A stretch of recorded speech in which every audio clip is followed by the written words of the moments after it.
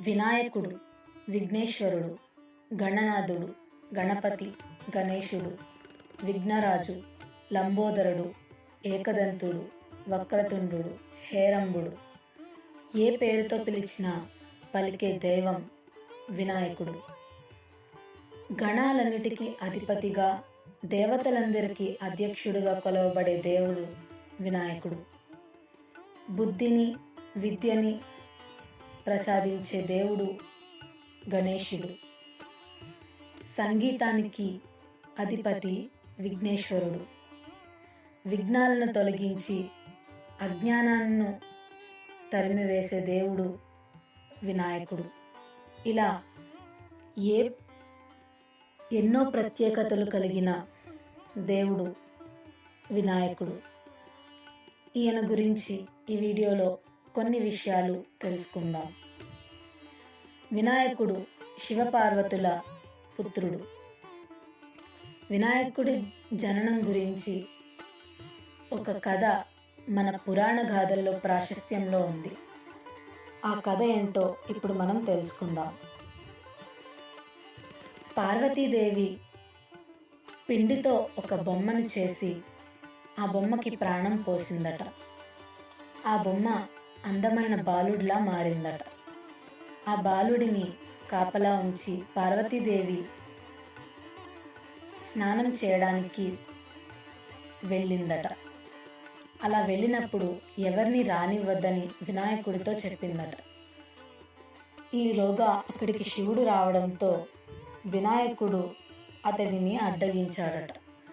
అప్పుడు శివుడు కోపోద్రిక్తుడై వినాయకుడిని తలను ఖండించారట. అది చూసిన పార్వతీదేవి మిక్కిలి దుఃఖించగా శివుడు గజాసురుడు అనే రాక్షసుడి తలను తీసుకుని వచ్చి వినాయకుడికి పెట్టారట. ఈ కథనం పురాణాలలో ప్రసిద్ధి చెందింది. ఈ విధంగా వినాయకుడు ఏనుగు తొండం కలిగి ఉండడం వలన ఈయనకు వక్రతుండు అని పేరు వచ్చిందట. అలానే ఒకే దంతం కలిగి ఉండటం వలన ఏకదంతుడు అని, పెద్ద పొట్ట కలిగి ఉండటం వలన మహోదరుడు అని, అలా అనేక పేర్లు ప్రాశస్త్యంలో ఉన్నాయి. వినాయకుడికి ముఖ్యంగా 3 ఆయుధాలు ఉన్నట్టుగా చెప్తారు. అవి పాశం, పరశు, ఇంకా అంకుశం. ఈ 3 ఆయుధాలు వినాయకుడికి ఉన్నాయి. అలానే వినాయకుడికి ఇష్టమైనవి మోదకాలు అంటే కుడుములు, లడ్డు ఎక్కువగా వినాయకుడికి నైవేద్యం చేస్తారు. ఇంకా వాటితో పాటు చనివిడి, వడపప్పు, పానకం వంటివి నైవేద్యంగా నివేదిస్తూ ఉంటారు. వినాయకుడికి సిద్ధి, బుద్ధి అనే 2 భార్యలు ఉన్నారు. అలానే శుభ, లాభ అనే 2 కొడుకులు ఉన్నారు. వినాయకుడికి సోదరుడు షణ్ముఖుడు అంటే కుమారస్వామి. ఇంకా వినాయక చవితి అనేది ఒక పర్వదినం. అది ప్రతి సంవత్సరం భాద్రపద మాసంలో వచ్చే శుద్ధ చవితి నాడు ఈ పండుగను మనం నిర్వహించుకుంటాం. వినాయక చవితి పండుగను ఆ రోజున మొదలుకొని 9 నవరాత్రుల పాటు చాలా అంగరంగ వైభవంగా జరుపుకుంటూ ఉంటారు. వినాయక చవితిని మొదలుకొని 9 రోజుల పాటు ఈ పండుగను అంగరంగ వైభవంగా జరుపుతారు. వాటినే వినాయక నవరాత్రులు అని కూడా పిలుస్తారు. ఈ వినాయక చవితి రోజు ప్రతి ఇంట్లోనూ మట్టి వినాయక విగ్రహాలకు పాలవెల్లి కింద అనేక రకాల పూలు, పత్రులు, అక్షతలు, పసుపు, కుంకుమలతో చాలా ఘనంగా పూజలు నిర్వహిస్తూ ఉంటారు. ఆ పాలవెల్లికి అనేక రకాల పండ్లు, మామిడాకులు వంటివి అందంగా అలంకరించి పూజను చేస్తారు. అంతేకాకుండా వీధి వీధికి ఒక వినాయక విగ్రహాన్ని నిలబెట్టి అక్కడ చాలా ఘనంగా పూజలు నిర్వహిస్తారు. ఆ తరువాత 9 రోజుల పాటు ఆ పూజలు నిర్వహించిన తర్వాత 10వ రోజున ఆ విగ్రహాలను నీటిలో నిమజ్జనం చేస్తారు. ఇది ఎప్పటి నుండో వస్తున్న ఒక సాంప్రదాయంగా, ఒక ఆచారంగా ఉంది. వినాయకుడికి ముఖ్యంగా ఇది మాత్రమే కాకుండా జనవరి ఫిబ్రవరి నెలలో వచ్చే వినాయక జయంతి అనే పండుగ కూడా ఉంది. అలానే ప్రతి నెల సంకష్టహర చతుర్థి అనే ఒక ఉత్సవాన్ని కూడా నిర్వహిస్తూ ఉంటారు.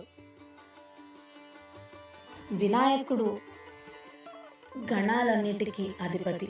గణాలు అంటే శివుడి దగ్గర ఉండే సైన్యం. ఆ గణాలన్నిటికీ అధిపతిగా గణపతి అనే పేరు ఆయనకు వచ్చింది. అలానే ఎవరైనా సరే ఏ పూజని కానీ లేదా ఏ శుభకార్యాన్ని ఇంకా ఇతరితర కార్యక్రమాలు దేనిని ప్రారంభించిన శుభకార్యాలన్నిటిలో కూడా వినాయకుడిని ముందుగా తలుచుకోవడం అనేది హిందువుల ఆనవాయితీగా వస్తూ ఉంది. అలానే వినాయకుడికి ముందు పూజించి వాళ్ళు తలపెట్టే పనిలో ఎటువంటి విఘ్నాలు ఆటంకాలు కలగకుండా ఉండాలని ప్రతి ఒక్కరూ ఆ దేవుణ్ణి మొక్కుకుంటారు. దేవతలందరికీ అధ్యక్షుడు, అలానే గణాలన్నిటికీ అధిపతి కాబట్టి ఎటువంటి విఘ్నాలు రాకుండా ఆయన చూసుకుంటాడని ప్రజల నమ్మకం.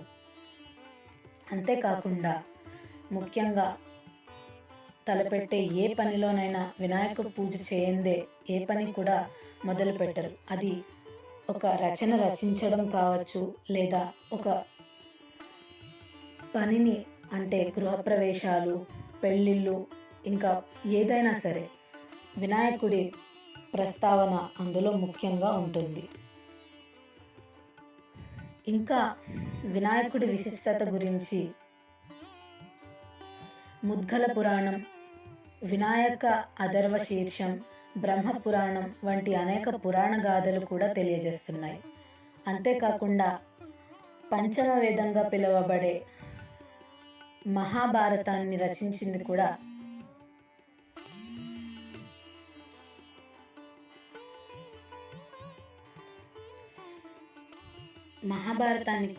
వినాయకుడే రచించారు.